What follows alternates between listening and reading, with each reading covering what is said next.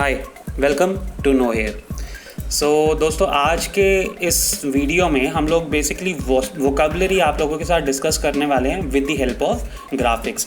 अभी फ़िलहाल जो ग्राफिक्स हम लोगों ने आप लोगों को अवेल कराई हैं वो स्टैटिक ग्राफिक्स हैं।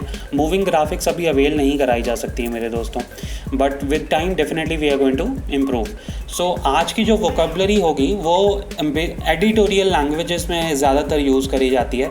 और देखिए, लैंग्वेज का सिंपल फंडा है, you speak slow and use the keywords. What are keywords? The high frequency words that people often use, right? वो सारे कहाँ पर मिलेंगे आप लोगों को? एडिटोरियल लैंग्वेजेस में।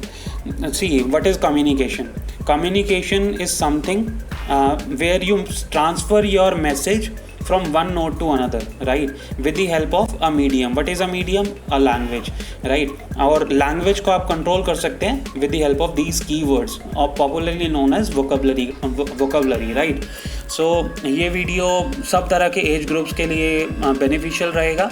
इस तरह की वीडियोस में हम लोग बेसिकली आप लोगों के लिए 5 वर्ड्स अवेल करवाएंगे। उन 5 वर्ड्स को आप लोगों को अच्छे से देखना है और आई कैन अश्योर यू कि वो 5 वर्ड्स आपको याद होंगे, क्योंकि ग्राफिक्स में क्या होता है, अगर मान लीजिए कुछ भी वर्ड हम लोग बोलते हैं, फॉर एग्जांपल एप्पल, तो एप्पल अगर मैं बोल रहा हूँ तो उसका मतलब क्या होगा कि एक एप्पल की इमेज आप लोगों के दिमाग में बनेगी। So this is that simple trick that we are going to use in these videos. जैसे ही कोई भी वर्ड आता है उसके रिलेटेड जो ग्राफिक्स आप लोगों को बताया जा रहा है वो आपके माइंड में क्लिक होना चाहिए, and as a result you'll remember all these words and your vocabulary will increase and obviously your communication skills will increase. So आप लोग हमसे डिफरेंट सोशल मीडिया प्लेटफॉर्म्स पे जुड़ सकते हैं। उन सब के लिंक्स जो नेसेसरी और अप्रोप्रिएट लिंक्स हैं वो आपको डिस्क्रिप्शन बॉक्स में अवेल करा दिए जाएंगे। For more updates you can subscribe to the channel और इस फैमिली का आप पार्ट बन सकते हैं। So without further delay let's start our video. So our first word is splendor. I hope you remember this face. Her name is Angelina Jolie. ये Hollywood की बहुत ही फेमस एक्टर हैं और काफ़ी अच्छी मूवीज़ में इन्होंने भाग लिया है। फॉर एग्जांपल अभी इनकी रिसेंटली एक मूवी आई थी Maleficent. She is looking splendour in that. Splendour का मतलब है ग्रेट एंड इम्प्रेसिव ब्यूटी, मतलब things that are very beautiful और इम्प्रेसिव।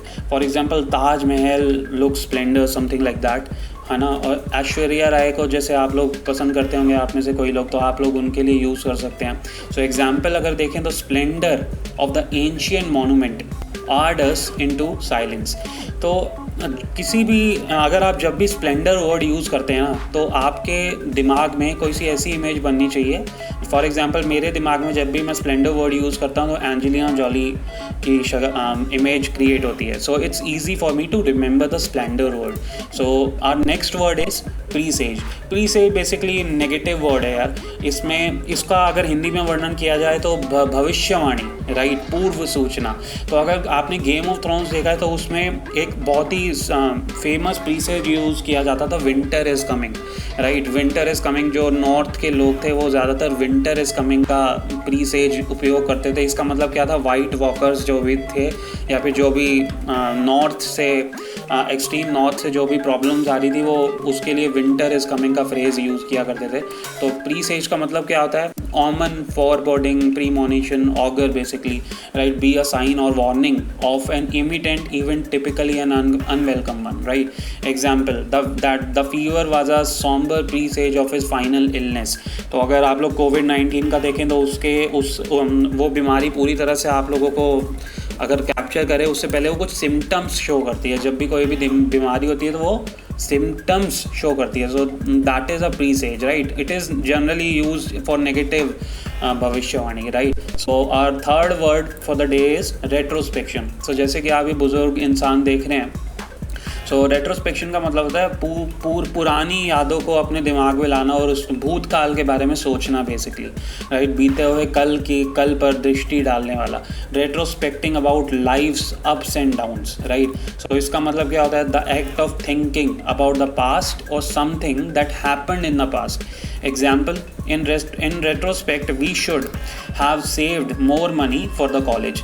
मतलब भाई मुझे कॉलेज के लिए, अब मैं जब पुराना अपना पास्ट याद करता हूँ तो मैं ये सोच रहा हूँ कि मुझे अपने कॉलेज के लिए कुछ पैसे बचा लेने चाहिए थे। तो ऐसे ही आप लोग भी सोचते होंगे कि स्कूल में आपने कितने फॉक्स पासेस या फिर कितने वियर्ड चीज़ें करी हैं, आप लोग भी सोचते होंगे। So that is retrospecting.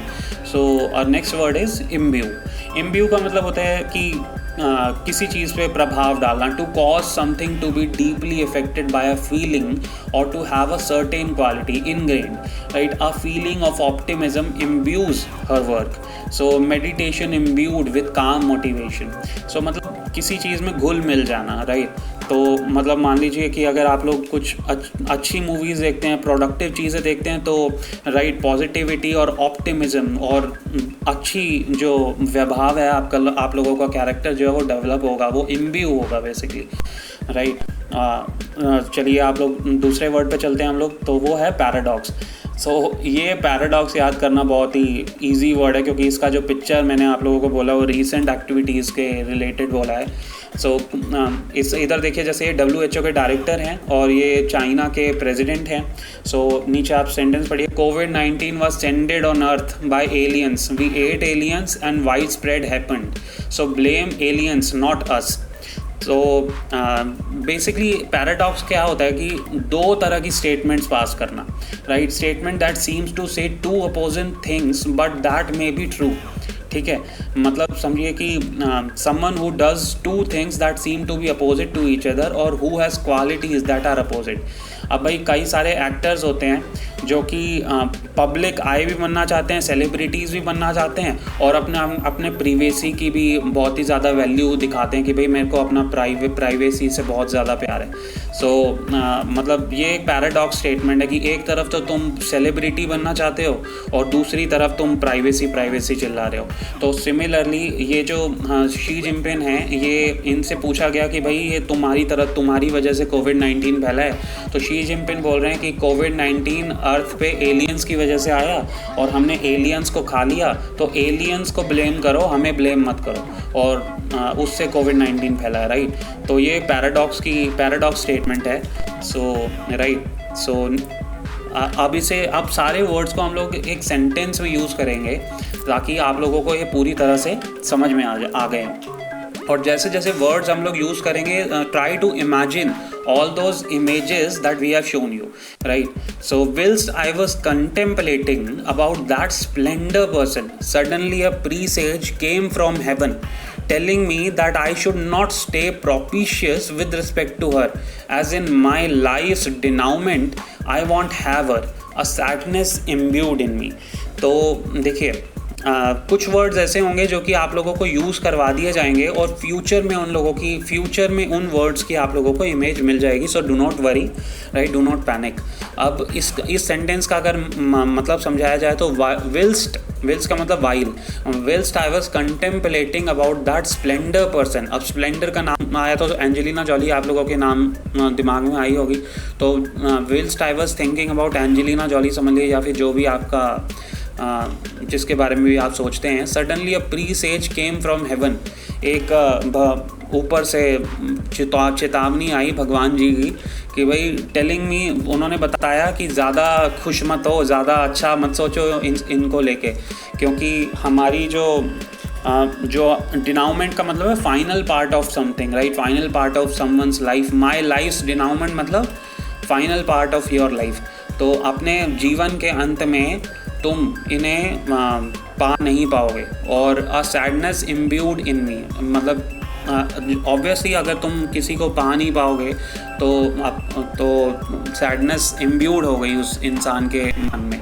So I hope you understand